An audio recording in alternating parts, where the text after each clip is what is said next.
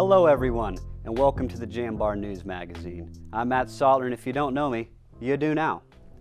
Sports betting has exploded in popularity over the last few years, especially on college campuses. The NCAA cites 3 risky behaviors that may suggest you have a problem. These behaviors are betting more than several times a week, wagering more than $50 a bet, and losing more than $500 in a single day. Stephanie Geer, an addiction counselor at Meridian Healthcare, says that there are psychological signs too. These include always thinking about gambling, increasing bet amounts, lying to others about gambling, and chasing losses. If someone has a problem, they can contact the National Problem Gambling Hotline at 1-800-426-2537. YSU's Student Investment Fund manages $3.4 million. Back in October, the group competed in the Student Managed Investment Fund Consortium, hosted by Indiana State. They placed third, winning $700. Yeah, it's just kind of a good way to put what we're doing here in Youngstown on like a national stage.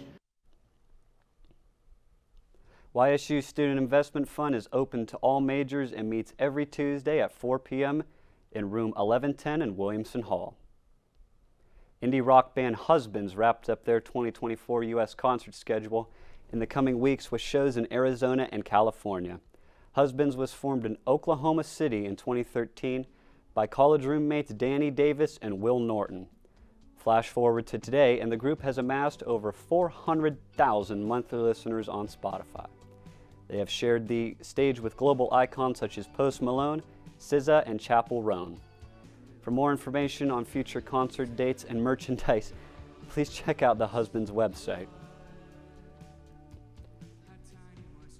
If you're in the mood for local coffee blends, homemade crafts, or non-alcoholic wines, Cafe Rosé is here for you. Located in Austintown off of Mahoning Avenue, the cafe is a specialty retail store. They rent out some of their shelves for $20 a month, allowing them to sell more than just coffees. These coffees are sourced from roasters all over Ohio, from as close as Salem or Cleveland to as far as Dayton.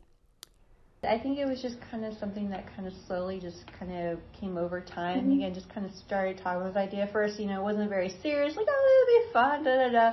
And then as we just kept talking about it, we're just like, no, we should do this thing. Along with their products, the cafe also hosts events such as a monthly book club, trivia nights, or knitting circles. You can check out their website or follow their Instagram to stay updated on upcoming events.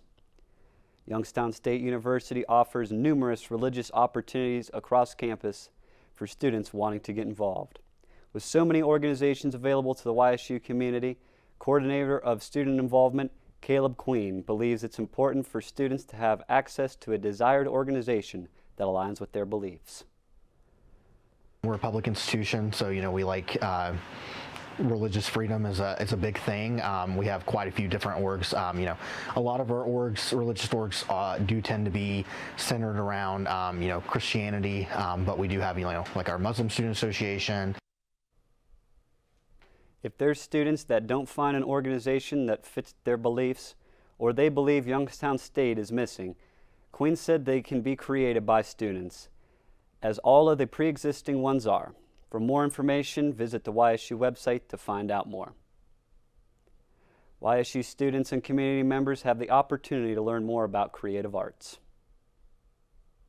The event, known as Multiples, features art exhibits created by students enrolled in the painting studio course taught by art professor Dragna Kernjak.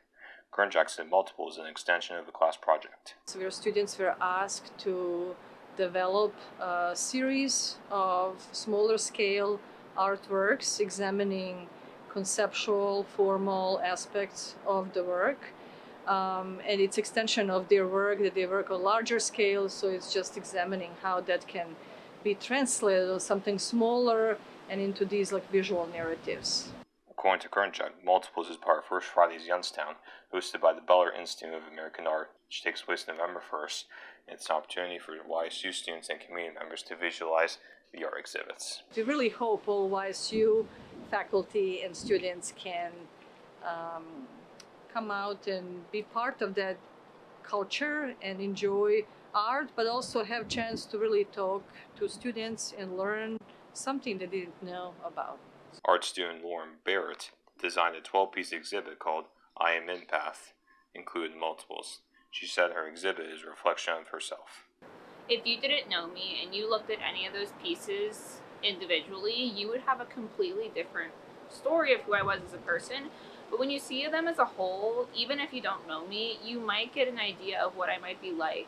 Barrett said multiples is a way to explore the voices of people on campus despite not hearing their voice. And I want to share my story with people, even if there's no real narrative to my story in my artwork.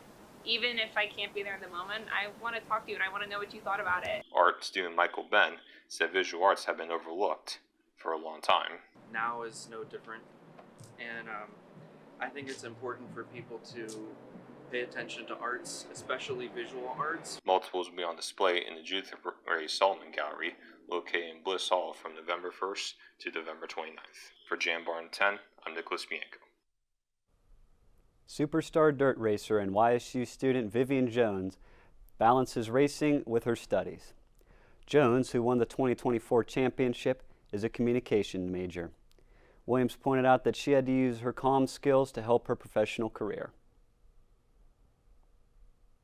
It took a lot to put myself out there, but being in school and knowing how to dress professionally, knowing how to talk to, I know I can be awkward, but when it comes to a sponsor and stuff like that, I can turn it on and off, but just being comfortable and having some confidence that I can be taken seriously. Vivian will continue racing after the next semester. She hopes to pursue a career in human resources. We have to take a commercial break, but we will be right back with the Jambar News Magazine.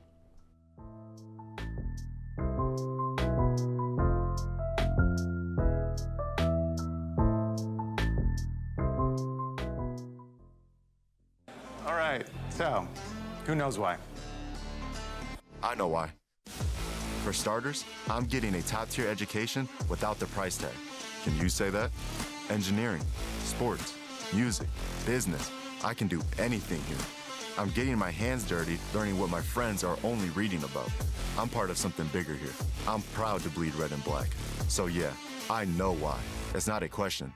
It's the answer. Youngstown State University. Know why. We gon' push it to the limit, we gon' rise together, side by side to the finish. Down the ride forever, when we ride, we gon' ride together. So together we ride, certified. It's together we ride, we gon' push it to the limit. We gon' rise together, side by side to the finish. Down the ride forever, when we ride, we gon' ride together. So together we ride, certified. It's together we ride, we gon' push it to the limit. We gon' rise together, side by side to the finish. Down the ride forever.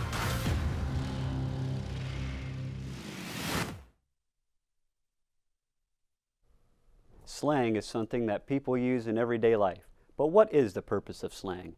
Jambar contributor Reagan Hilton shares what she found. Slang, as described by Nicole Pettit, Associate Professor in the Department of English and World Languages, is non-standard language. Even though slang is often used when speaking, this is also changing with the addition of texting. Slang is ever-changing and is described by Pettit as words, a change in grammar, altered words, or exaggerated language.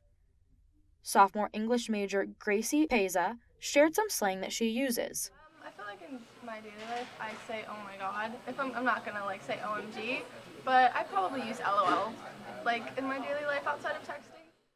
Linda Whitnauer, Jamba Juice cashier, also talked about the slang she grew up with. The slang today is different from the slang from yesterday because I'm 75. So our slang had a lot to do with rock and roll and the Beatles and things like that. Pettit said studying how people use slang is important for understanding the way people communicate with each other. Slang gives us a window into the lives and cultures of the people who are using it. And it's a unique window. It's easy to overlook how people are using language. It's much more common for us to look at music, fashion, social groups, whatever. But thinking about how are people using language and where did that specific phrase come from and why did that one take off and not that other one? Each semester, Pettit has students create slang dictionaries, each filled with 50 words and definitions. She said every semester brings something new she did not expect. 8 years ago, for somebody to say spill the tea for gossip was a thing. Now that doesn't show up so much on my slang dictionaries. Another one that started to show up probably 5 years ago was sus. That still shows up, but a little bit less. Pettit said slang is often used in informal situations, but it's a misconception that it's improper or bad English. It's typical to use slang in everyday conversation, especially with the heavy use of texting today.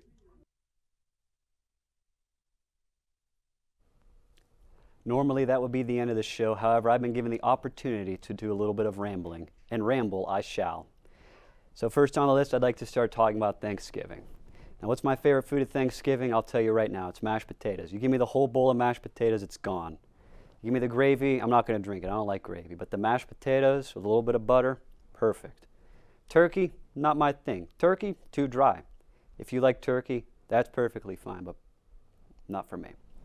Stuffing, I don't get it. What's the purpose of stuffing? Why would you do that to a turkey? And why would you eat that afterwards? But I don't know. As for cream spinach, don't even bring that to the table. You bring cream spinach to the table, you might as well get kicked out from the whole dinner. That's just Thanksgiving, though. I'd also like to talk about some good fall music. If you like classic rock, I recommend you listen to the Eagles around this time. Eagles' first album, Peaceful Easy Feeling, Take It Easy, is the best decision you'll ever make. This is also perfect weather for REM and the Smiths. If you like good music, you're going to want to listen to the Eagles, REM, and the Smiths for the next 2 to 3 months. It'll make those long nights seem a little less long. I also have fishing on here. I do a little bit of fishing in my spare time. So over Thanksgiving break, I might do a little bit of fishing, head over to McKelvey Lake and catch the fish. If you go fishing in McKelvey, just catch it, release. Don't eat that fish. Matter of fact, don't even touch the fish when you're going to release it. Just wringle it off the hook or whatever. Same for the Lowville River. Matter of fact, just don't go near the Lowville River. You're better off. Anyways. Unfortunately, that is all I have for now.